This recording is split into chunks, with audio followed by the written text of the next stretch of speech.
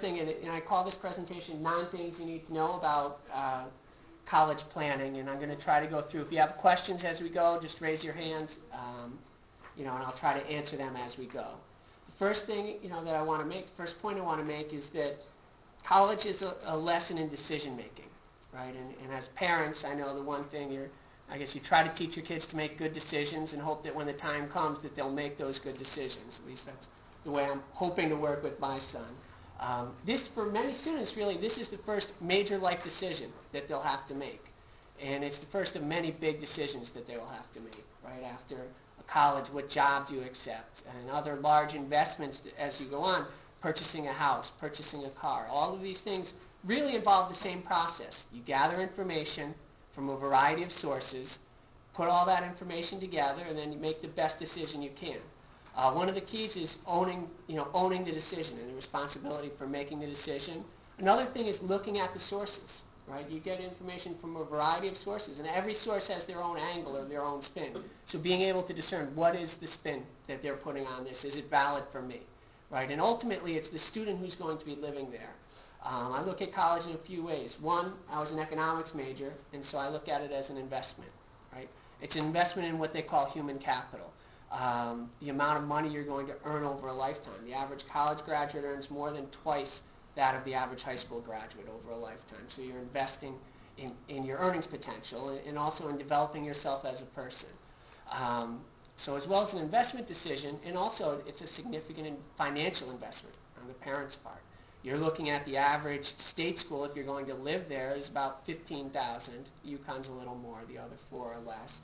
So you're looking at $60,000 to a lot of the private schools now around $50,000 a year or over $50,000 a year. So you're looking at investing between $60,000 to $200,000 over the next 4 years. And again, I usually start by saying this is the first of many bad pieces of information I'll have to give you, so I should be handing out tissues instead of, or at least print these on softer paper so you can use it to wipe your eyes as you go through. But, again, if done correctly, there is a lot of stress in the process, but if done correctly, it is a very valuable lesson, right? In learning about yourself, it's a growth process, right? All through high school, you're growing, and then in college, you're going to as you apply to college, you learn more about yourself, what you're looking for, where you would be happiest, where you would learn best, and then you continue to grow as you go to college and move on into your career. One thing that I would like to say is I think there's so much focus has been put on the college process, or the college experience, that in a lot of places we're losing the high school experience. I think people are too focused on looking good for college that they're failing to enjoy high school, right, and get the most out of that experience, which is also part of the growth process. Can you move to the next slide? So again, we talk about this. This is a very important investment. It's a very important decision. What are the sources we're going to use to gather information for this decision? Obviously the internet. Right? The internet is a great source of information, but you have a lot of different sites out there. I'm sure if you have your Gmail accounts and Google collects all their information about you, so every time you log on, they're putting up ads for all different college websites. What's their spin? Right? How are they making money from that site is one thing to consider as you look at their information. Are they trying to sell you something? And then when you look at the schools, remember, schools really are a business. Not all of the colleges have these large endowments like the Yales, the Harvards, Princetons, where they can move money from one fund into an operating fund. Most schools are tuition-driven businesses, right? And in order to stay in business, they need to put butts in the seats, right? And so if you look at the marketing or at the admissions tab of any web page, it's really marketing, right? Let's rewind to the beginning. What ages do we have here? How many people are parents of seniors? Okay. Juniors. Younger than juniors. Sophomores or freshmen. Great. That's great. So, multiples. Okay. My brother, sister, and I were all a year apart. So we're Irish triplets, right? And so there were 3 of us in college at once, which for financial aid is good because they divide the amount of money they expect you can pay by how many children you have. I mean, not exactly by 3, but roughly. Okay. So for those of you who are juniors now, those who are seniors can tell them that after they take the PSAT, starting in about January of junior year through the next year, how many catalogs would you say you get every day in the mail? Oh my God. One. How many trees have died throughout? Shopping bag full of catalog. Shopping bag. And I remember, like 10 from, I mean, you get them once a month from the same school. You know, you go. and they all look the same, Yep. right? Everyone, it's this big, smiling, happy family. They're all hugging. They use the same buzzwords, I've gotten right? one from one school. I've gotten a half a dozen from the same school. You know, they just keep sending them to me. If Oh, you gosh. cross out the names, the information they put looks pretty much the same for the most part. You know, they talk about small class size, individual attention, diversity, right, and technology, and now always the focus on careers, you know, career placement, getting a job afterwards, which again, if it's an investment, where's your payoff when you get your job afterwards? So making sure that they're helping you in whatever your next step is too is important. But those are marketing pieces. Those are throwaway pieces, right? They don't show you, if it's Syracuse, they're not going to show you the snowy, rainy, muddy day that you're going to live in for the majority of the time there. It's always a beautiful fall day or a sunny spring day where everyone, you know, again, everyone's hugging. The other one that was popular a few years ago was the jump shot with a group of people all jumping at once, right?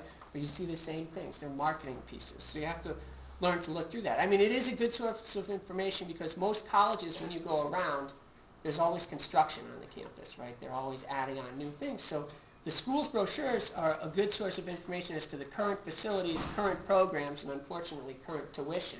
That's the most accurate. A lot of the other places may be outdated on the tuition, which leads you to believe the school is a better deal than it really might be. When you go to the website, there are what I call list building sites, places where you would start to kind of build your funnel of schools, right, where you can look at information on a large number of schools. A great starting place is the College Board, right? The College Board website has a college finder on there. Another good one, Princeton Review, right? The review, and they have the Counselor-O-Matic, which will tell you, you know, if schools are a good match and if they think it's a reach, possible safety. FastWeb is a source of information on the private scholarships. One thing about that is a lot of the private scholarships are really a small piece of overall college funding, right? And a lot of these national scholarships will get thousands and thousands of applications for one scholarship. And so while it's great, the more targeted a scholarship is, probably the better chance you have. So if it's a niche scholarship, it's worth it to apply. But otherwise, you really should focus on local scholarships. I'm the chair of the Devon Rotary Scholarship Committee, and we give out $22,000 a year in scholarships to Milford residents or students attending Milford schools. And so, you know, there are 13 to 14 scholarships. You know, students from law are eligible for almost every one we have, except a few that are designated for Platt students. Milford Chamber of Commerce, they give out like 26 scholarships, I believe. Okay, and these are scholarships with one application instead of $1,000 towards the education.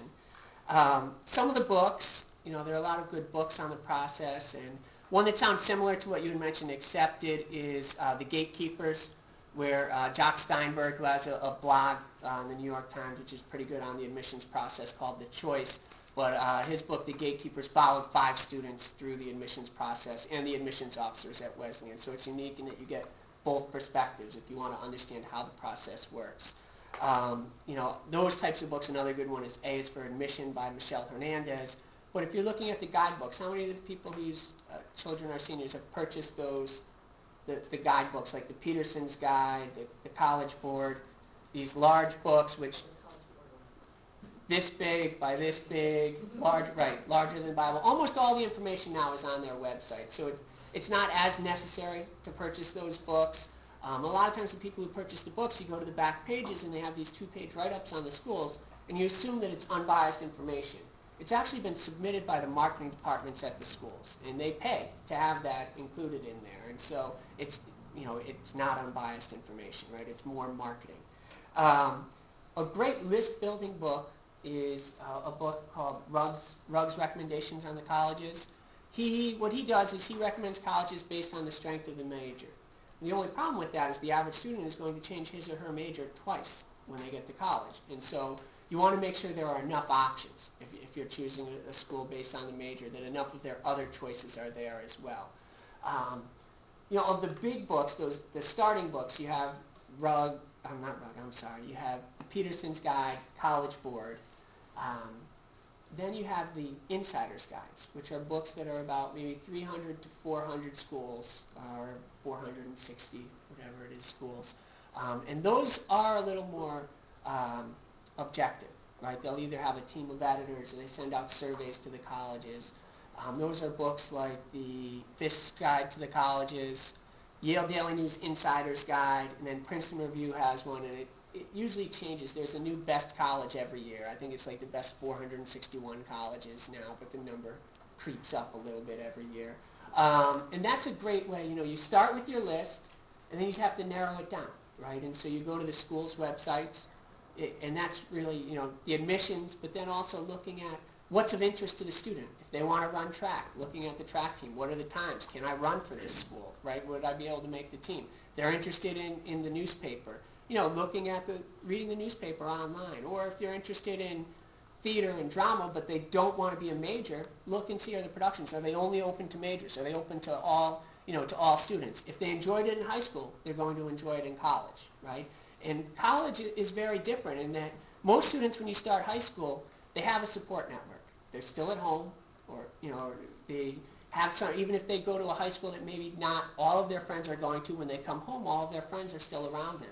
When you go to college, especially if you go away to college, it's the first time a student may be completely starting over, right? And so they may not know anyone else there. Or they may be one or two other people from their high school, but there's no guarantee they were friends with them, right? And so it's really starting over. So a great way when you get there is to do things you enjoyed in high school.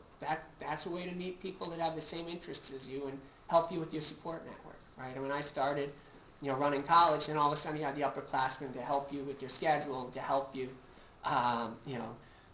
give you advice on what to expect.